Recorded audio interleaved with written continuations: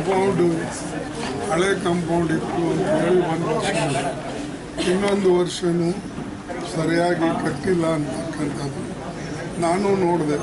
ಕೆಲವು ಕಡೆ ಮಣ್ಣಿನ ಗಾಡಿ ಇದೆ, ಕೆಲವು ಕಡೆ ಕಾಂಪೌಂಡ್ ಬಿಚ್ಚಿದೆ.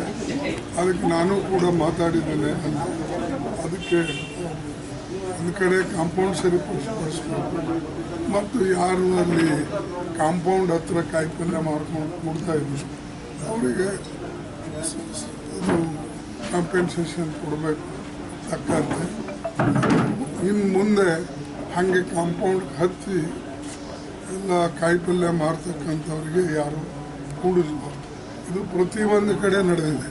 ಈಗ ನಮ್ಮ ಗುಲ್ಬರ್ಗಾದಲ್ಲಿ ಫುಟ್ಪಾತ್ ಮೇಲೆ ಎಲ್ಲ ಕಡೆ ಕುಂತಿರ್ತಾರೆ. ನಾವೇನಾದರೂ ಹೇಳಕ್ಕೆ ಹೋದರೆ ನೀವು ನಮ್ಮ ಹೊಟ್ಟೆ ಮೇಲೆ ಹೊಟ್ಟೆ ಮೇಲೆ ಓದಿತಾ ಇದ್ರಿ ಹೀಗೆಲ್ಲ ಹೇಳ್ತಾರೆ.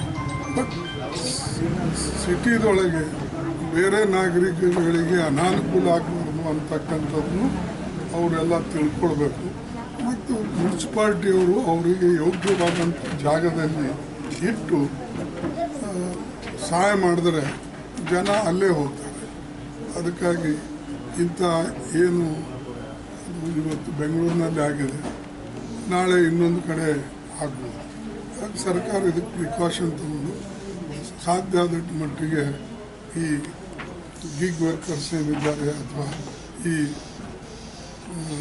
ಸಣ್ಣ ಪುಟ್ಟ ವ್ಯಾಪಾರಿ ಮಾಡ್ತಕ್ಕಂಥವ್ರು ಅವರಿಗೆ ಸಹಾಯ ಮಾಡಬೇಕು.